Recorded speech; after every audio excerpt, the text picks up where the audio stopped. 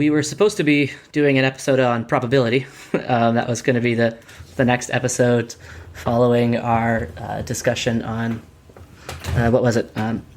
Data science and the hubris of computer scientists. But given the kind of the current political climate, and also given that we were just discussing the prison abolition movement, it seemed kind of inappropriate to not talk about the current time.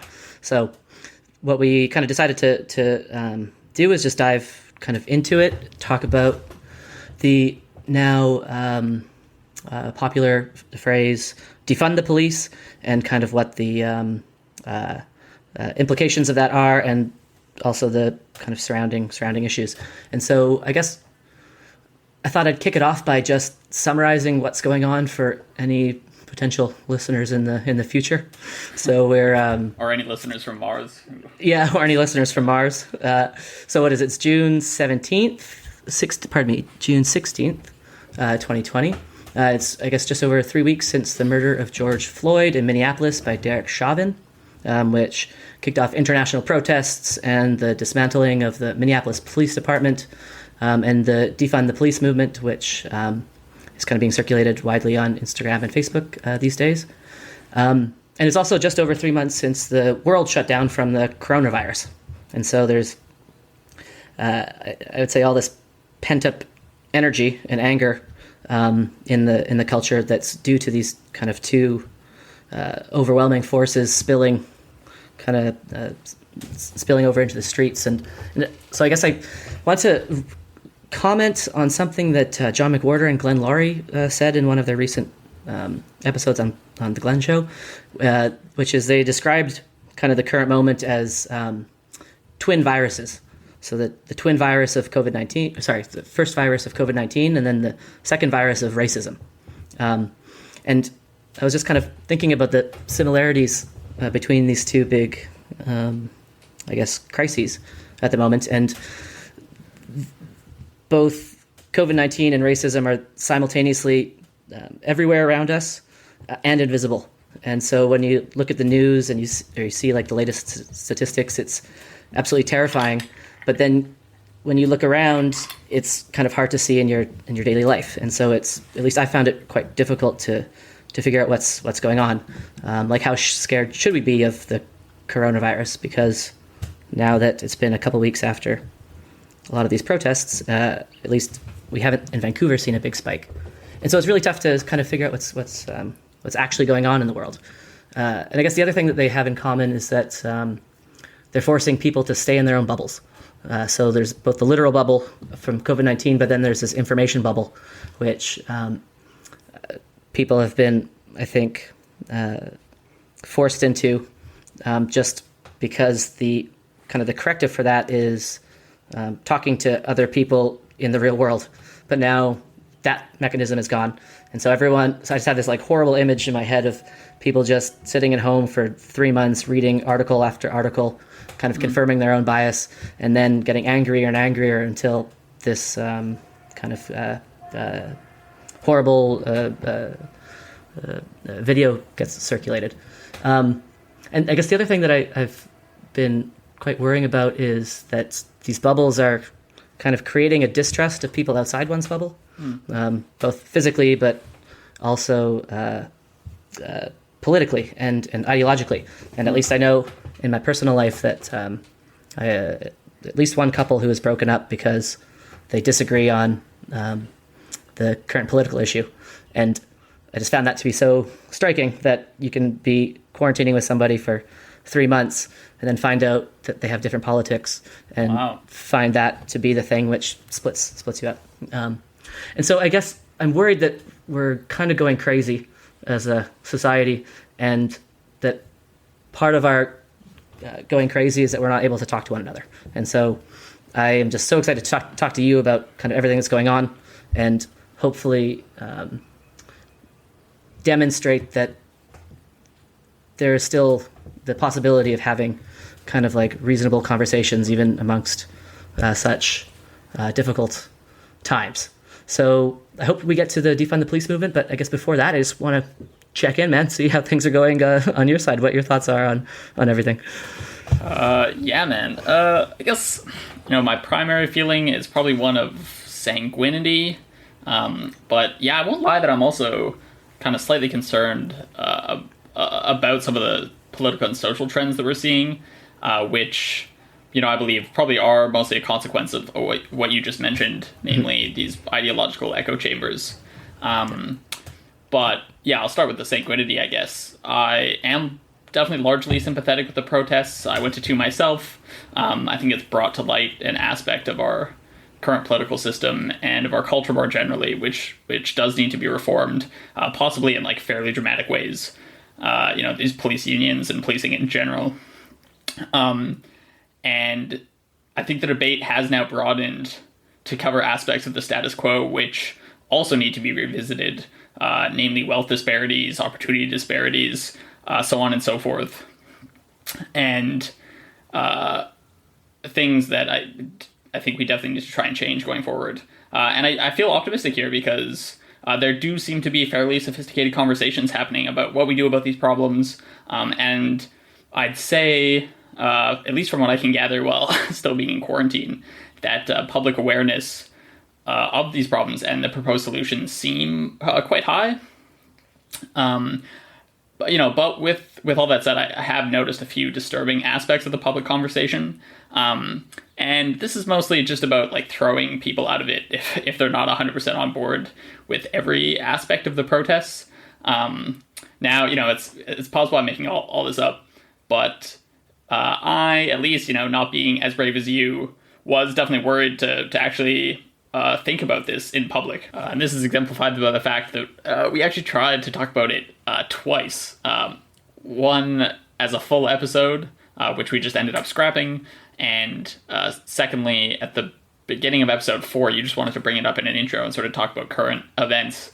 And I silenced you. I was like, I think this is a bad idea.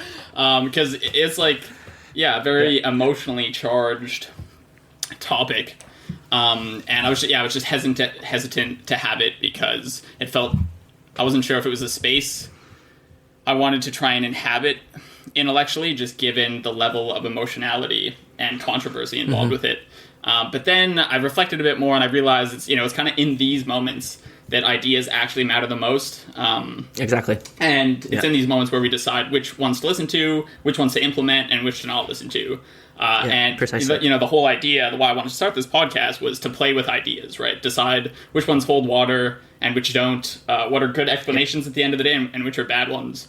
And so I sort of realized that it would be dishonest of me, I think, to step out of the conversation at this point when everything is so crucial, and it would kind of belie my stated belief that philosophy really matters at the end of the day, right? Yeah. This is where the rubber hits the road. Exactly. So to speak. It really, how we decide whether to take ideas seriously really matters here, and what we decide truth is really matters. And then also this is the topic of our third episode, and so I thought it would be rather cowardly of me to be able to say something during our third episode and then step out of the arena as soon as things get serious and the game actually begins. And finally, I guess we resolve political tension in sort of one of two ways, right? With words or with violence. And I definitely prefer one of those more than the other one. And I think really the ability to successfully sort of navigate our future literally depends on us being able to have nuanced conversation, especially in public and especially if we disagree with people. And I'm not sure how much or to what extent you and I will actually disagree, but just being able to sit down and have good faith conversation, I think, is incredibly important in this moment. And our future depends on us being able to change our mind, especially change our mind when we have strongly held beliefs. Because we might be wrong at the end of the day, and people's lives depend on it, right? And so I guess before we actually dive into the details, I'd like to ask anyone who's listening, even though there's, I'm sure, only a handful of them at this point, but to just, especially if they have very strongly held political or moral beliefs with respect to the current moment, to just ask themselves, what would make you change your mind? And if the answer to that is nothing, then I think that's a big problem, right? Because then you're committed to certain ends regardless of the evidence that comes up against them. And that's how people get hurt. And that's the opposite of progress. Anyway, wow, I didn't mean to go on a long soliloquy there. I'll get off my soapbox now. But so I don't know. I don't know if you actually want to chat at all about our first. Yeah, I think that would be excellent. Our first conversation or something, and to try and diagnose where it went wrong or why it was so difficult to have that conversation. But I'd be curious about your thoughts. Yeah. So I guess we have to be cognizant of the fact that only you and I and your partner have heard it. So I can maybe summarize some of the conclusions that we drew from the statistics, and the kind of. Let me back up. So, in preparation for this episode, both you and I independently went on just a research rampage to try to figure out what the hell is going on, and we both independently arrived at the conclusion that police violence is a huge problem. It's much worse in the United States than elsewhere. I had compared it to Canada, and I found that upon scaling up Canada to the size of America, and upon scaling up the ambient level of violence in Canada, we would still have about half the numbers of police shootings. So there is absolutely a problem here to be discussed. I think the other thing we both completely agreed on is that racism has some role to play in this conversation. One of the kind of things that I don't think we disagreed on, but we didn't really explore too much, is just how much racism is a part of what's going on. Obviously, it's a component, but it's quite difficult to say how much of a component it is. I would recommend listeners, instead of listening to the episode that we decided not to release, I would recommend listening to Sam Harris's recent episode. I can't speak for you, but I personally endorse essentially everything that he had to say and how he had to say it, and how he said it and how he went about doing the research. So I would just refer listeners to the most recent episode of the Making Sense podcast to kind of hear a lot of the numbers that Ben and I would have talked about, except handled much more, I think, eloquently. So I guess before I tell you kind of where I think it went wrong, is there any... Actually, let me give one. Yeah, so, I think sure. I do recommend that people listen to the episode. I think he makes at least one misstep, which is I think he attributes to the he attributes the sole purpose of the protest to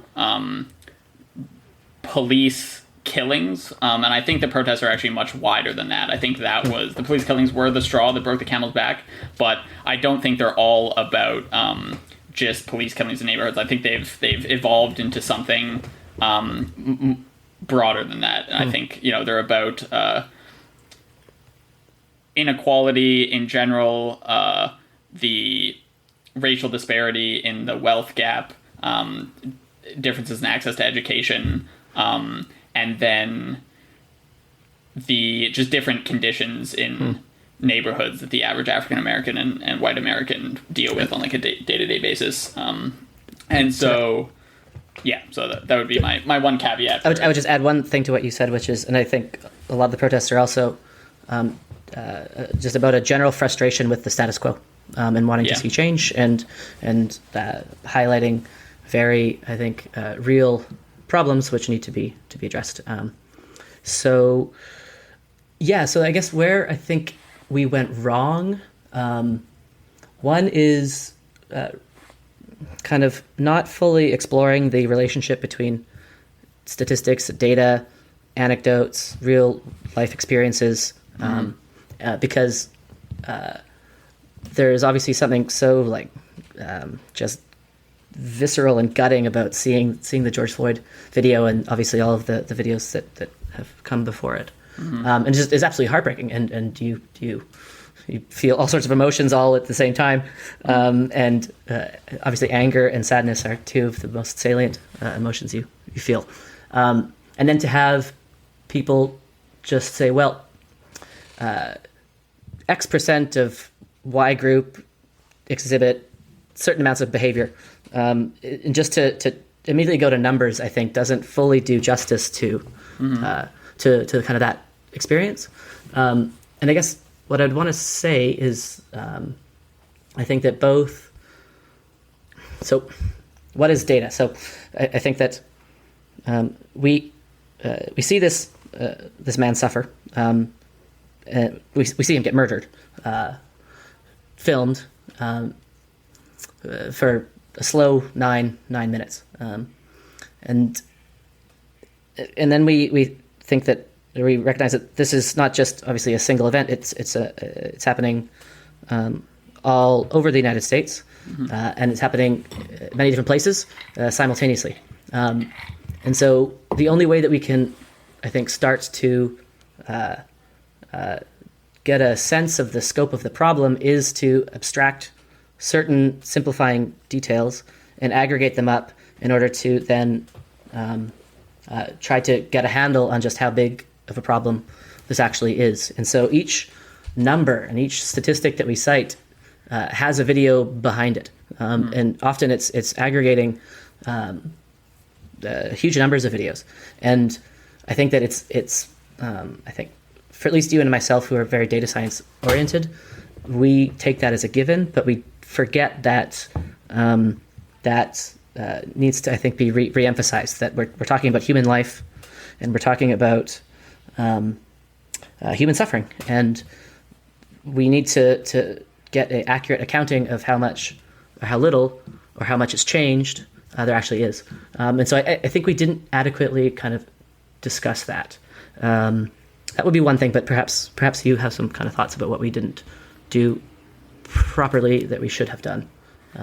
Yeah, I think you broadly captured it. There's just this implied insensitivity that comes across when you're talking about data, even if the data itself has to do with human lives, that I think is just grating to the ears when you keep talking about crime rates and numbers and X% and Y%. So yeah, I think you're spot on there. But I think there's also a certain phenomenon that occurs when you're talking about data, and that it sort of takes the underlying status quo for granted. So you start talking about like crime rates and differences in communities, and so what this leads you away from a conversation about talking about why those crime rates are as they are, or why certain communities are suffering much more than others, and you end up not talking about background causes like of poverty and discrimination and stuff, and you just sort of only end up talking about the numbers. And so while the numbers do allow you to get a handle on specific parts of the problem, they maybe don't allow you to encapsulate the entire picture all at once, or at least to do that you have to start referencing other data, and then the conversation just can get out of control. So I think you and I, we had this fear when preparing for it, because it's such a hot topic. I really wanted to understand what was going on, and just relied probably too heavily on data, and so it just came across as sort of callous, which I think we should talk about this another time, but brings up the substantial problem, I think, of like how we should talk about data in public, because as you say, there's a story behind every one of these data points, and data are uniquely good at allowing us to understand the scope of certain problems, especially as they relate to other problems, and allow us to start judging like, we have finite number of resources, we have a finite number of hours in the day, which problems are the biggest, groups, there's a lot of suffering in the world, and so how do we try and alleviate as much of this suffering as possible? And looking at data is a very good tool when you're trying to solve problems such as this. And so I think it's just interesting to think about maybe how we can talk about data in public in a way that allows for perhaps more empathy and compassion, in a way that doesn't turn people off so much. But, I would suggest that it's actually not talking about data which is the problem. It's talking about data which disagrees with your preconceived beliefs about the world. If I say that 250 black men, I think it is. I don't know if the number is black men or black people, but obviously men are receiving a lot more of the share of the violence than women in this particular case. But if I say 250, let's say African Americans in the United States are killed by the police officers, that's data.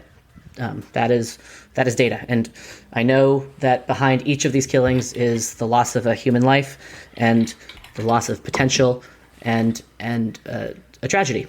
We can't say if it's a crime or a tragedy without going into the details, but it's certainly a tragedy. And so data, I think, can be used by both sides non-problematically when it's pushing in the direction that of the views of the people hearing the data. Then that's okay. But it's when it's pushing against your beliefs, then it starts to become, I think, perceived as callous and challenging, and that's when I think it's most important to talk about the data, precisely when it goes against what we think. And so I guess before we actually start going into some of the specifics of the issue, I would like to say one other thing about not data per se, but just the kind of the way that I research a topic. Because the other problem with data is that there is so much of it to go around that one can find the numbers and the statistics that agrees with one's beliefs. Bias, yeah. Precisely. So the way that I guess let me tell you the way I research, and let me tell you the way I don't think people should research. The way that I think it one can get into trouble is when one seeks out data to confirm how bad one's, I guess, favorite political... let me rephrase that whole thing. When one seeks out data to confirm the belief that one already holds, is what I'm trying to say. And so the way that I went about kind of grappling with this topic isn't... so I'd say about 10% of my time was just looking at the raw numbers. So how many police are killed in the United States versus how many police kill civilians in the United States versus how many police kill civilians in Canada. Controlling for relevant factors and seeing that there's a huge problem with police violence in the U.S. But then we need to look at ambient levels of crime and crime differences in different communities, and it starts to get messier. And then you can start taking more and more factors into consideration, and it gets messier still. And this process can kind of go forever. And so that would be the approach that I would not recommend. And instead, what I'd recommend is buying or somehow getting your hands on books from both sides of the political aisle and reading them simultaneously. So that approach is one that I also took, which is I read conservative authors and I read liberal authors discussing the same thing. Because when you read both sides of an issue simultaneously, you allow the authors to do a lot of the fighting for you. Because often an author or a writer or a journalist or a pundit is going to be very good at picking out the weak spots in the opponent's data, but less good at picking out the weak spots in their own data. And so simultaneously grabbing and reading two books, not like linearly, but just seeing, okay, how do someone like, say, Tom Sowell. Thomas Sowell?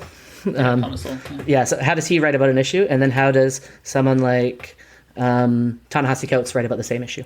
Right. Both are going to use statistics, but both are going to kind of highlight different aspects of the problem. And in that way, you can use the mechanism of criticism to kind of do a lot of the rooting out of the statistics for you. And so that would be something I would recommend to any listener who shouldn't be taking our word for it, and wants to do their own research.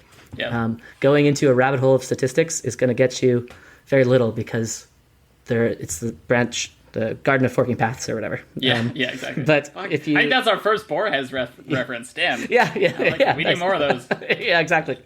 But if instead you just say, okay, I want to figure out what's going on, so I'm going to grab kind of the most celebrated left-wing author and the most celebrated right-wing author and read them simultaneously, you're going to get a lot closer to truth a lot more quickly. So that's the last thing I want to say on the data point. Cool. I guess I just want to close, and I don't know, it could be interesting to do a whole conversation about this, the drawbacks of like empirical methods and stuff. But, in this case, I think it's important to say that, at least for me, I'm very analytically minded. And so it's easy for me to like look at the data set and come to some conclusion and think that's sort of the be all end all. That's the end of the story. But I think it's super important to look for not only what the data is telling you, but the kind of things it can't tell you. What's missing from the data? What sort of trends wouldn't be able to even be perceived based on the structure of the data? And so, what you were saying earlier, when like anecdotal evidence and quote unquote like real data come into conflict, what I'm not saying, what I don't think you're saying either, is to just automatically take the side of the data. Because, like, in fact, enough anecdotal evidence constitutes a data set in and of itself. You want to? Something stronger is I think it's a completely false dichotomy, anecdotes versus data. Anecdotes are data. Anecdote is absolutely data. This is data about, so the video of the murder of George Floyd is data about what happened at that particular location in Minneapolis on that day. So anecdotes are data. When people say anecdotes aren't equal to data, that's wrong. It's anecdotes are data of a particular thing. It's just what can you generalize away from that instance. And so I reject the dichotomy entirely that it's anecdotes versus data. Anecdotes are data. It's just a kind of data. Perfect. So that's better. So I guess to sharpen up my point slightly then, so when you're looking at like published data sets by the Department of Justice, for example, or like the FBI data sets, there's some things, some phenomenon that those data sets just aren't going to capture. And it's important to not just assume because they aren't captured because they're not specifically illustrated, to assume that something doesn't exist, some phenomenon doesn't exist. And so instead, when now you've caught me out and I'm not sure how to draw this distinction, but when sort of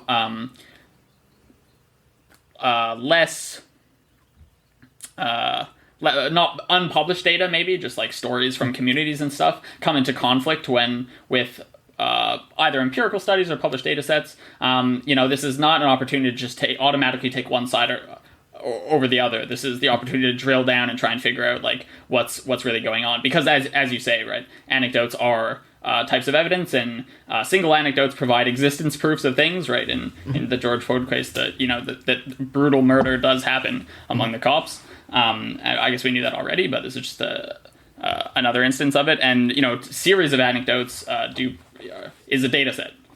Precisely. So I think maybe I'm just talking to listeners like me who are like very data heavy and like to purely dive into nice, clean data sets to try and figure out what's going on, and maybe neglecting the role that narrative and lived experiences and anecdotes coming out of these communities can play when you're really trying to solve a problem. I don't want to get too bogged down in the data stuff because we're probably losing people already. But that's I guess my last thoughts on the topic. I totally agree. Oh, you had prompted me to say something else. No, I forgot it. It'll come back to me later. So, okay, let's go a little closer to what we are hoping to talk about today, which is the defund the police movement. Mm-hmm. Why do we choose this out of all of the things we could talk about? I would say somewhat coincidentally, just because we had talked about the prison abolition movement in episode 3. How prescient of us. So was it perspicacious? Is that the big word? I don't even know if that applies in this situation, but I think that just means you're sweating. Nice.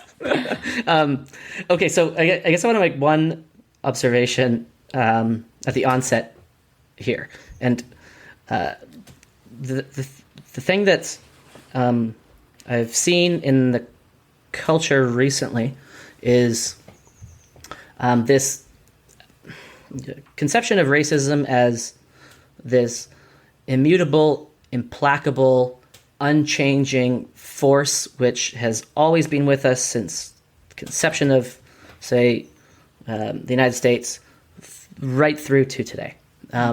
This is kind of present in the writing of Ta-Nehisi Coates, obviously, but it's also like just taken as an axiom in, say, writers like Robin DiAngelo, who wrote White Fragility, and a lot of these kind of books that are circulating widely. It's just racism is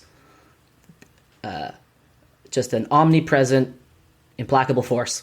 And that's why kind of the words systemic racism are used, and institutional racism, and it's system-wide, and it's everywhere. Okay, let's take that as an assumption. I'm actually completely willing to grant that. Then it seems to me that we need to come up with solutions for police, to reduce police violence that will work independently of the racism. So it's going to work if the cops are racist or if they're not racist. And so I say this partially as a point of criticism to some of my friends who are saying down with systemic racism, partly to point out that there's a bit of a paradox here. If you're, say, a progressive and you look through history and you think that all of history is just an unchanging block of racism, but then still believe in progress. But mainly it's because I want to focus our conversation on practical solutions. Let me not even say solutions. Let me say practical policies which can work to mitigate police violence. This is not to say that racism isn't playing a large factor. It's only to take kind of the left at its word when they say it's never going to change. And so it's to look for solutions which will help mitigate the violence independently of the ambient level of racism. For example, you had mentioned in our previous conversation police unions and the problems with police unions. And I would love for you to repeat that because I had not known kind of these points. And perhaps you want to zoom out a little bit, but then zoom back into the police unions thing, because I thought that was really fascinating what your points were there. Yeah, just to press you before that, sure, yeah. I would say, well, I mean, I think that's a certain subset of the left who would say that racism is an inexorable problem and that it will never go away. I think it's more common to think that it's simply a force that is still with us in greater quantities than we tend to think, but that with enough work it can be eradicated? Or do we just have completely different readings of what folks on the left are saying? So folks on the left are obviously quite diverse, and so maybe this is a good opportunity to plug some of my favorite writers on this subject. So I mentioned John McWhorter and Glenn Lowry previously. So these are folks on the left. So John is on the left, and Glenn he's a centrist, slightly, I guess, right of center. And Coleman Hughes, the recent graduate from Columbia who hosts the Dilemma podcast, but I think more pertinent for this conversation, he has a lot of videos on YouTube, and he's written quite a lot, which people can find as well. And he's of the left. And so it is let's say, a subset of the left. Choose your term. I would say, I think everyone knows what I mean when I say woke left these days, but you could use politically correct or SJW or whatever the term that you want to use is. That fraction of the left seems to me to be pretty much arguing this. So I've read kind of in preparation for this conversation, Ta-Nehisi Coates' is Between the World and Me, where it's a letter to his son, and he basically says that black people are, I think he uses the metaphor of a mountain at one point, where white people are the mountain, but a mountain can only exist by stepping on another group. And so he perceived black people to be the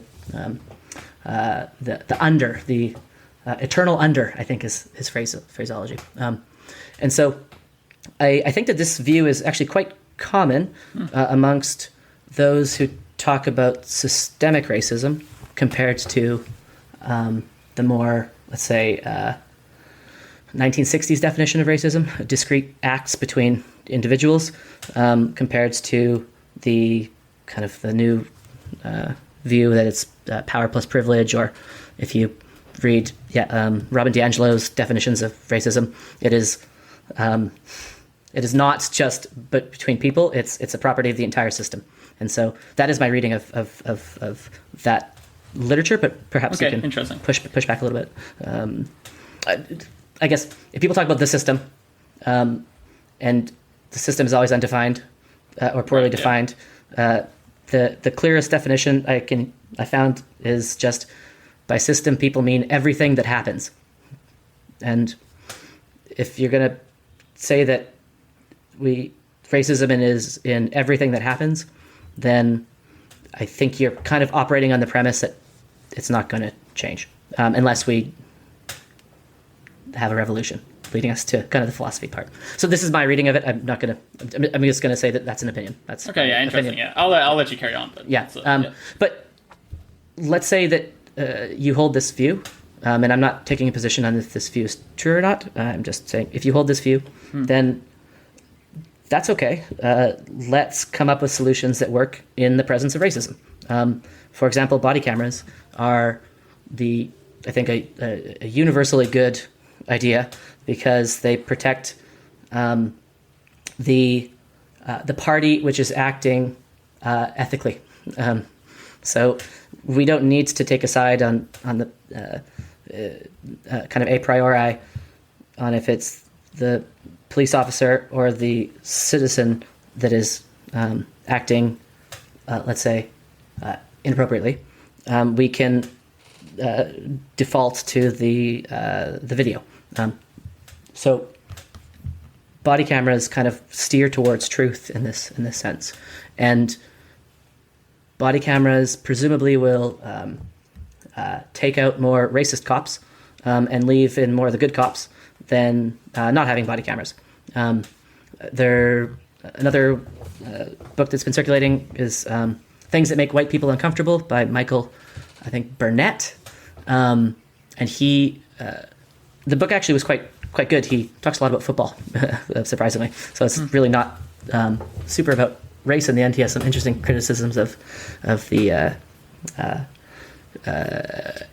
NCAA, National College Association of something. Clearly, I don't know any of those words. But we have a football fan in our midst. But if you look up the author, he had an altercation with the police officer, with some police officers in Las Vegas, and the body camera actually exonerated the police officers in this case. So he said some things that the video didn't capture. I'm not saying he's lying. I'm saying that memory is fickle, and video cameras are useful in this sense. And there's many other such kind of policy proposals which can be proposed that I think we could all kind of start supporting. And this is a lot of the stuff that, say, Campaign Zero has highlighted. And we can support it independent of our, say, opinions on the question of racism. And I think much more such policies and proposals need to be pushed forth, rather than just getting everyone stuck in this quicksand of arguments about racism, because that I don't think is actually improving the lives of people as quickly as just a blanket body cameras policy would. So, interesting. Yeah, I mean, I think just a slightly side point, I think Campaign Zero actually put out a paper saying that body cameras weren't as effective as people thought. I will double check that, and we'll put it in the show notes of whether that's true or not. But I think it's something to the effect of, like, people can turn them off when things get heated and sort of pretend they shut off, sort of thing. So then that would be the... so without reading the argument, I would just guess that... No turn-off button. Precisely, yeah. This isn't an intrinsic, like, well, I guess we can't do body cameras anymore. It's just, okay, that's a problem, and let's fix that particular problem. But the foundational argument, I don't think, requires studies to back this up, which is that cameras steer towards truth. Right, yeah. And so we just want cameras. So if anything, that study is more... Video, if anything, that's arguing more for just more cameras, because a body camera that's turned off isn't really a body camera. It's Yeah, just, that's true. Yeah. Oh, I think this argument, though, needs to go hand in hand with reform to police unions, because from what I understand, there's a problem where police unions will lobby for some of this video footage not to be released, or even to be destroyed. And so you want to protect against this occurrence, right? Like, you want arrest records and video cameras and all this stuff to be subject to FOIA requests.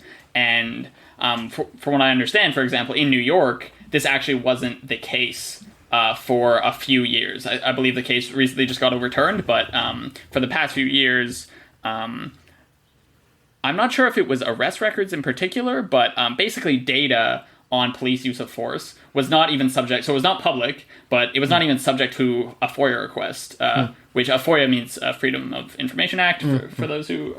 and so it means, if it's subject to a FOIA request, it means lawyers can charge to see it, basically. And so while video footage is definitely going to be useful, it's only going to be useful insofar as it can make its way into public hands. So I guess this is just to point out that some of these solutions need to go hand in hand with other solutions, and possibly will not be as effective if they are simply pursued on their own. I would not disagree with you, but just go further than you in agreement by saying that every solution is going to need to be proposed in conjunction with other solutions. There is not going to be one single solution to this problem. It's not going to be we get rid of all the racists or all the bad apples from the police forces, like right-wingers tend to say about this problem. No, it's going to be much more a question of careful policy changes which gradually reduce the incidence of police misconduct compared to what it was previously. But there's not ever going to be and we've solved the problem, because like one thing that Coleman Hughes always talks about is like what amount of murder do we think is reasonable for a society? Do you think it should be 0? Well, no. I think the only position we can take on this is we should continue to work the murder rate down and compare it to what it used to be. But if we consider failure to be any society which doesn't have a murder rate of 0, then we are, I think, not going to continue to strive to find policies which can reduce it, because we're going to not be able to distinguish between a murder rate of 100 and a murder rate of 1,000, because they're both not 0. Obviously, there's a big difference there. Indeed, yeah. And not only compare it to historical trends, but also compare it to other things that may be happening in society. If the murder rate, if you've managed to push the murder rate to 0, but somehow you've relieved everyone of the insurance necessary to get medical care. Work that one out. I'm not sure how exactly the causal chain works there.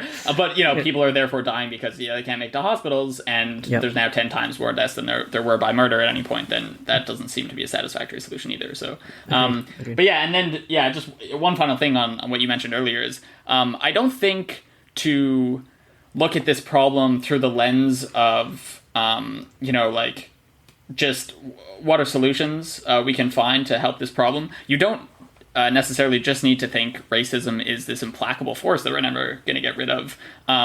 You simply have to want a system to work regardless of the fact that the people enforcing the system are not superheroes. So, exactly. If we're going to get... So, this is putting aside like police abolition, but let's just assume for this argument that there are going to be police in 20 years. We want a system that works regardless of the fact that there's some shitty police officers now and then, right?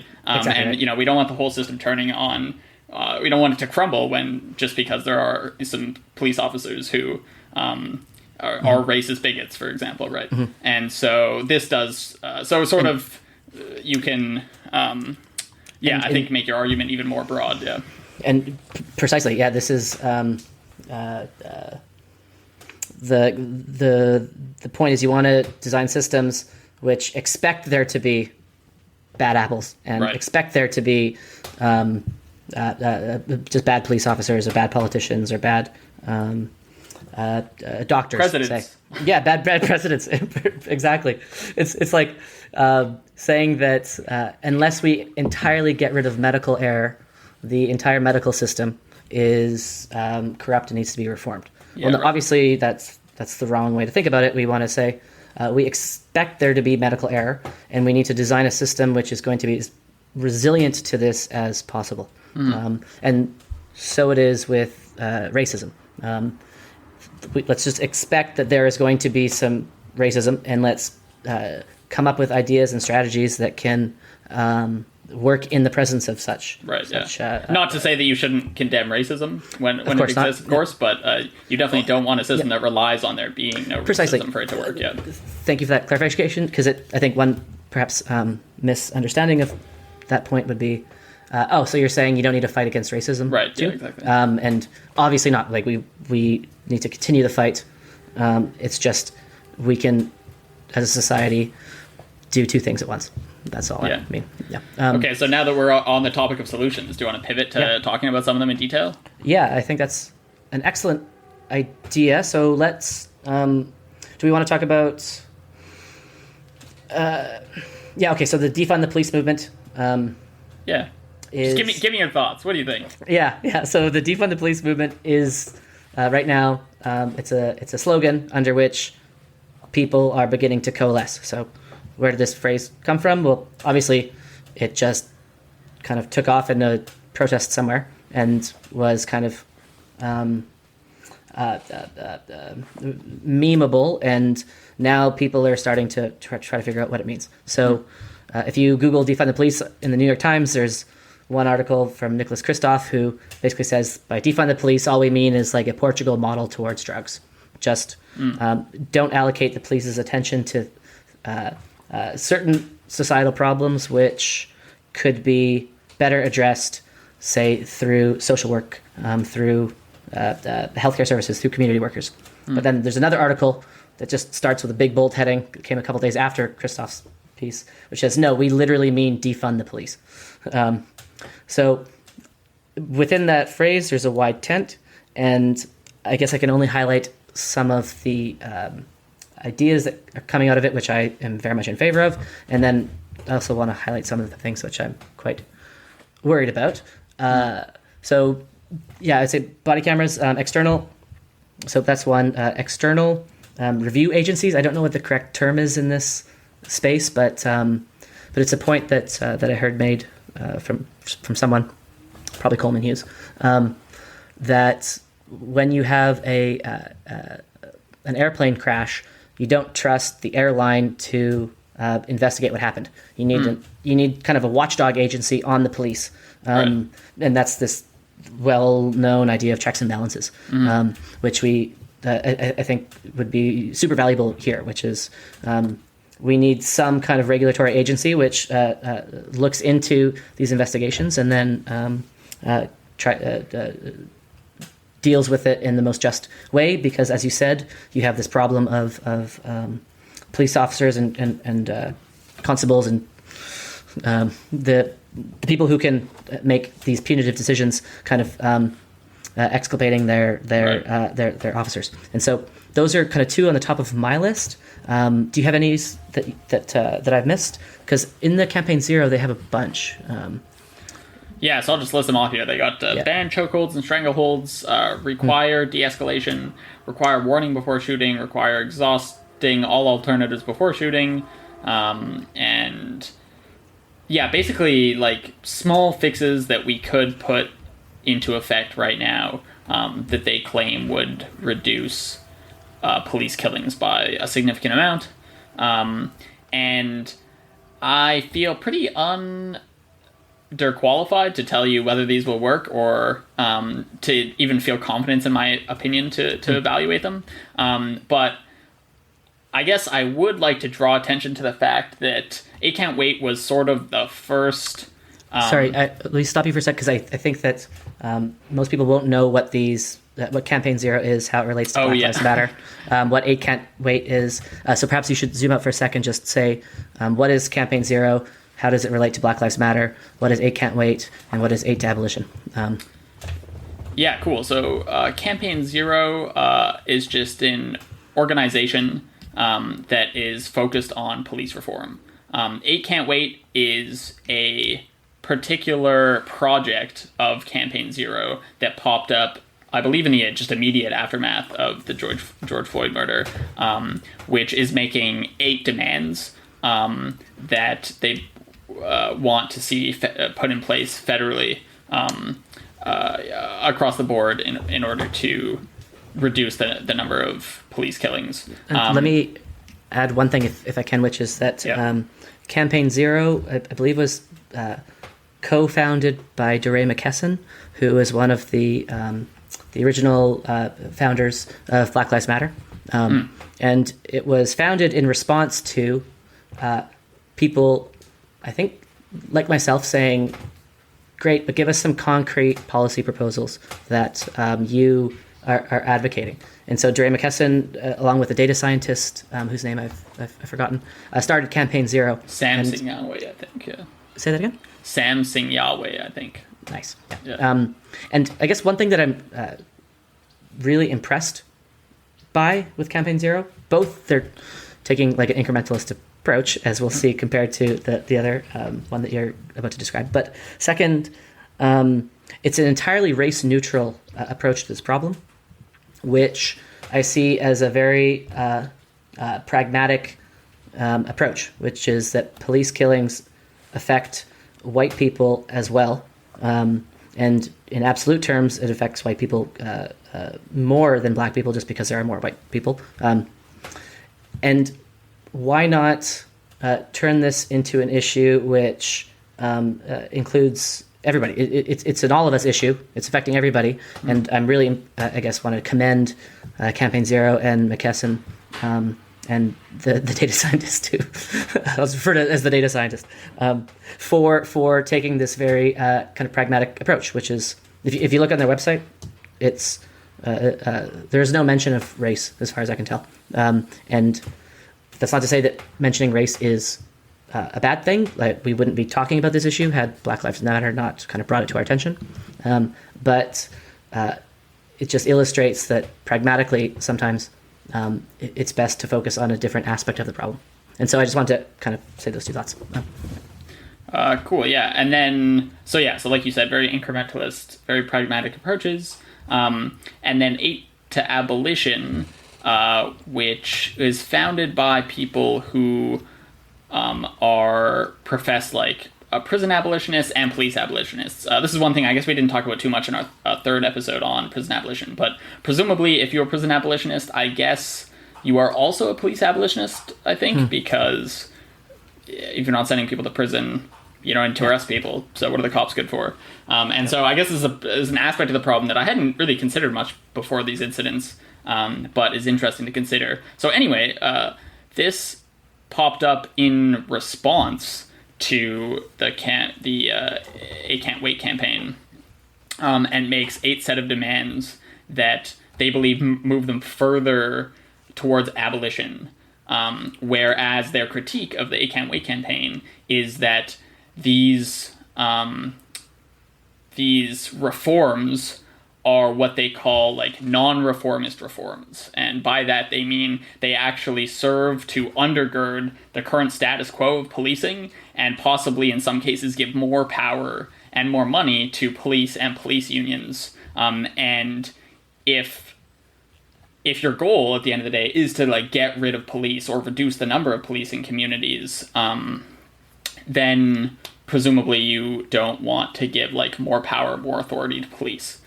Even if you are perhaps monitoring them more closely or giving them more training in order to reduce the number of homicides or something. So they're against body cameras, for example, in the sense that 8 Can't Wait is for body cameras, and they're against the entire... Campaign Zero is for body cameras, and 8 to Abolition is against Campaign Zero, and they're offshoot 8 Can't Wait. Is that correct? Yeah, I believe so. I mean, obviously I don't want to speak for everyone in the movement here. Maybe to give you an idea of what they're thinking of, let me just read out their 8 points here. So again, these were sort of brought up in a response to 8 Can't Wait, and they read as follows. So 1 is defund the police. 2 is demilitarize communities. So presumably this means like take out cops from schools, reduce the number of cops patrolling neighborhoods, especially African-American neighborhoods where we know cops spend a disproportionate amount of their time. 3, remove police from schools is number 3. 4, free people from jails and prisons. So again, this goes hand in hand with prison abolition. 5, so free everybody from... That's a good question. So presumably... So these are goals to aspire to, presumably, which is probably a matter of debate within the community. You could go about this in an incrementalist way and slowly release people from jails, which I think is probably what they're trying to do. They're just slowly trying to lobby for no new jails to be built and current jails to be closed. And in this way, you'd slowly reduce the population of people in jail.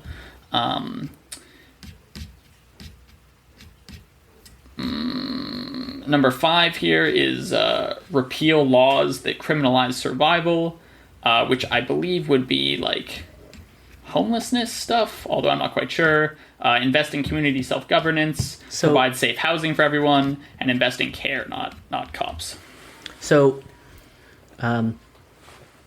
this is where perhaps I'm going to start getting more critical, which is, I would guess, one of the things I dislike about their campaign, their 8 proposals, besides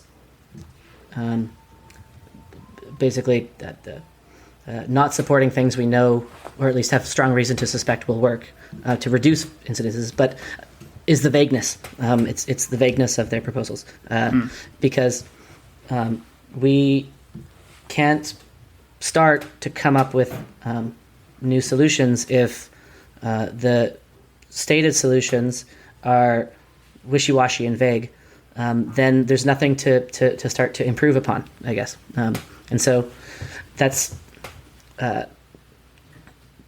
that's another aspect of, say, the radical contingent of these movements that I'm quite critical of, is that the incrementalist and incremental approach has to propose something which is obviously feasible and doable within the next time horizon. And in order to actually make it be implemented, they have to propose it in such a way that it's a concrete, specific idea that other people can criticize. But if your proposed solution is free everybody from prison, what was, not to straw man them, but what was the phraseology? Free people from jails and prisons. Okay. But then it's left unclear how that would actually go about, how that would be implemented, I guess.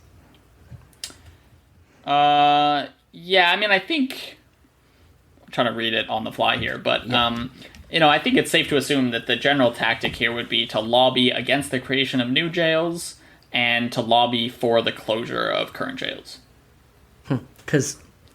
Which is relatively specific, I think.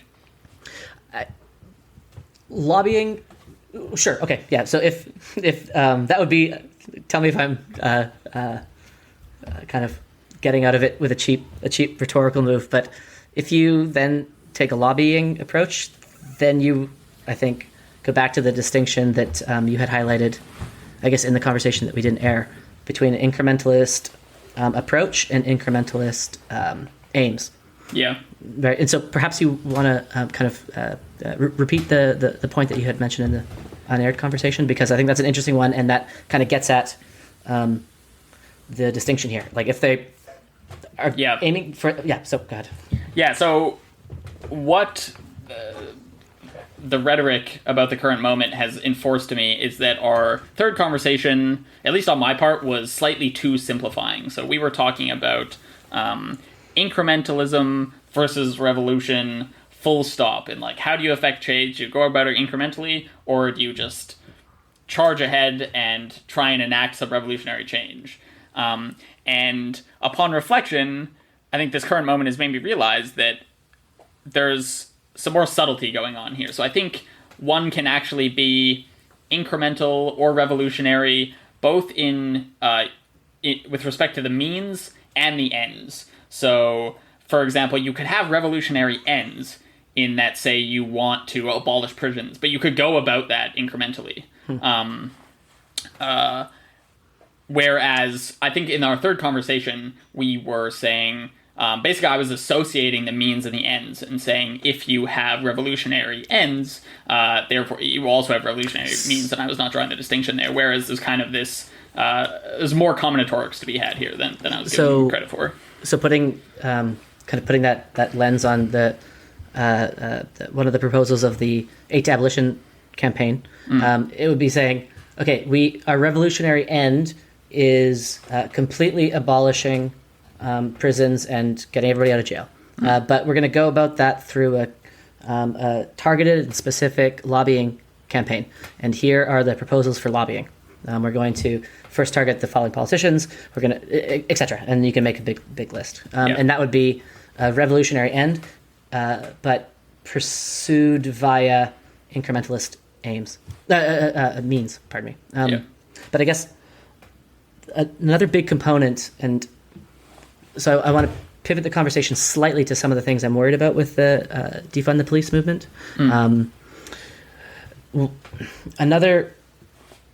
So I guess I think about incrementalism versus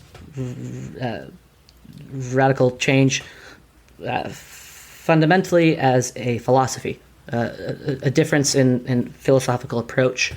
And the difference comes mainly in a willingness to learn from unfavorable evidence. And so in Minneapolis, they have voted to abolish their police force and replace it with a community model. What the community model means is unclear. But I'm excited for that. I think that this is an experiment that we're going to get as a society that we perhaps couldn't have predicted a couple months ago, but now we're going to have the congressmen and women in Minneapolis kind of rolling up their sleeves and starting to do the hard work of coming up with new ideas that could possibly replace the police force. And so I am excited for this. I'm open and receptive to kind of the ideas that they produce, but it's important to say in advance what would kind of be seen as unfavorable evidence. And one piece would be if the police violence goes down, replaced with, say, let's say there's a community security agency. I don't know what to call them if not the police, but let's say there's some community security force. There's presumably going to be some skirmishes between them and the local residents, and so we'll be able to hopefully track those. But then there will also be the level of crime within that community that we can keep an eye on. And if upon abolishing the police, the community rates of violence stay relatively constant or even go up fractionally, but go up less than the amount that we've reduced police violence, then that would be a success. But if the opposite happens, then I would consider that to be a failure, and a failure which I would want to learn from. And so this is my big worry: is that the revolutionary, the one who says, I am certain that the problem is the police force, and it doesn't matter what evidence I receive because I'm absolutely confident that this is the problem. These people, this way of thinking is dangerous. It's dangerous because human lives are at stake, and we need to be able to update our view when more information becomes available to us. And so I guess that's something that I'm worried about. Perhaps you want to respond, or just let me know your thoughts in general. Yeah, I think this is exactly right. I think that activists who hold sort of revolutionary ends in their mind are very valuable because they sort of generate the impetus to try these experiments, which allow us as a society to like step back, gauge what happened, and then progress from there. But the danger comes in when you haven't set any metrics by which you would judge the experiment a failure, because it's at that point where you just continually advocate for change when the evidence just piles up in favor or against your favor, rather. And it is in that way that, more and more people get hurt and killed. This is not to say that I'm making a prediction that abolishing the police will fail. I really have no idea. And I am excited to see what happens when just more of that money is invested in like community care and healthcare and mental health services and stuff. And I do really hope it works out. That would be fantastic. But I think your point really can't be emphasized enough, that we have to have metrics by which we can judge outcomes as successes or failures, so that we can decide as a society what is worth pursuing and what's not worth pursuing. Because the policies we implement, which directions we choose to go in a society, is kind of zero sum. If we implement one policy, we're not implementing another policy. If we go in one direction, we're not going in another direction. And we want the average direction that we pursue to be positive for us. And this is not going to happen if we just can't admit when something goes wrong. Precisely. And I guess this brings me to one thing I've been thinking about, which is there's, I think, a certain kind of privilege that we don't often talk about, and that is one where you can afford, if you have the time and money to get invested in a cause, but you don't live in the communities that are most affected by the change that you are advocating. I think you have a responsibility, if you've posted on Facebook or contacted local government to make a change, you have a responsibility to follow what happens in those communities which are affected by the changes you have advocated. So to give an example, like, if you're incredibly fortunate, like me, to live in Palo Alto, a place where I don't know if I've ever seen a police car in my life, and, you are advocating for radical changes in two communities where... Baltimore. Yeah, exactly. Then... that's good, right? This is how we make social progress, and we get people involved in things, and we make democratic decisions about what to do next, and I'm all in favor of that. But what you've signed up for once you've started advocating for change is honestly evaluating the change that has occurred and what the outcome was at the end of the day, especially if you're not the one affected by it. And so, this is not to say I'm against people advocating for change, even if they're not the ones that are most affected by it.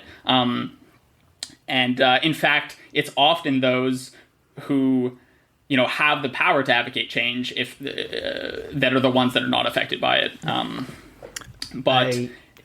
But yeah, anyway, this brings to you a special responsibility to take a step back at the end and really evaluate the outcomes honestly, regardless of your preconceived notions, because people's lives are on the line, and if you're not affected by policies, then you have to really do your best to keep up with the communities that really are affected by the policies.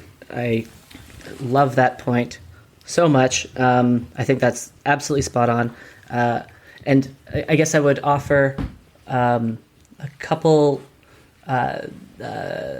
concrete thoughts and suggestions for those who, say, agree with you, but then think, well, what does it mean to honestly evaluate the data, given kind of what we started by saying earlier, right. Which is like, it's so hard to find all the data. And so, right. Like, what does it mean to honestly evaluate? Well, here's some concrete suggestions. So one would be saying in advance what would change your mind and kind of committing yourself to it.